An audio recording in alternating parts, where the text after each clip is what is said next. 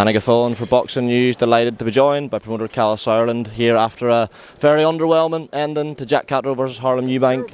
I mean, look, let's not beat around the bush. Underwhelming. It was, that's exactly, unfortunately, the way boxing fights can end. You don't like them to see that way, end that way. Clash of heads, accidental, and the fight is cut at the halfway stage. So yeah, it's just not what you want to see. It was a bit confusing from the media pen as to the whole ending of the fight, because we could see Jack get inspected by a doctor, was given the all clear.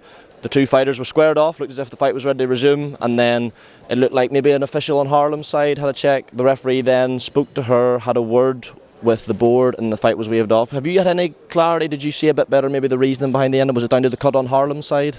I don't know is the answer. It's just happened, and I can only go on the fact that they both had cuts. I thought actually Catterall's was worse. It doesn't matter, they weren't caused by punches, so they were both caused by an accidental head clash, which unfortunately can happen when you've got a southpaw and a regular in a ring together.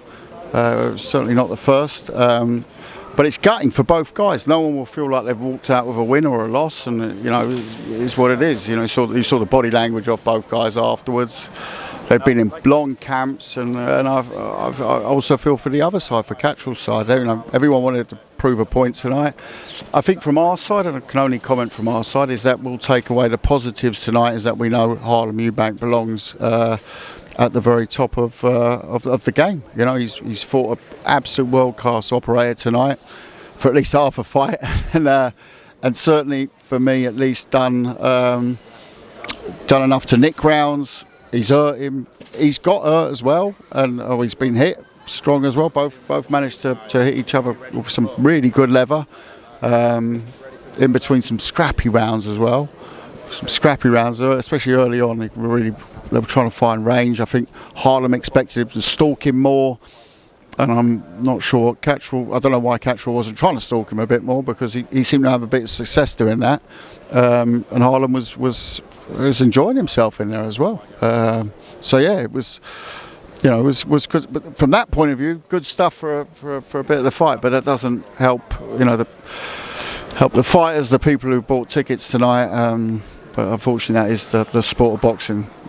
In terms of moving forward, what route do you think you'll look to go down with Harlem? It was an inconclusive ending, so there will be some argument for a rematch, although perhaps the action in the ring, maybe fans won't be clamouring for it too much. As you say, he has proved he can have success against one of the best pure boxers in the country, in Jack Catterall. Where do you look to go with Harlem? Yeah, I mean, I'll be honest, as the promoter as well, I didn't find the action up to that point enthralling. Right? It wasn't exactly seat gripping stuff. Right? Let's not beat around the bush here. It was scrappy. They both landed clean shots. So what would have been interesting would have been to see it go further. Given that they're both going to be higher up the rankings, etc., I think that their paths may cross again.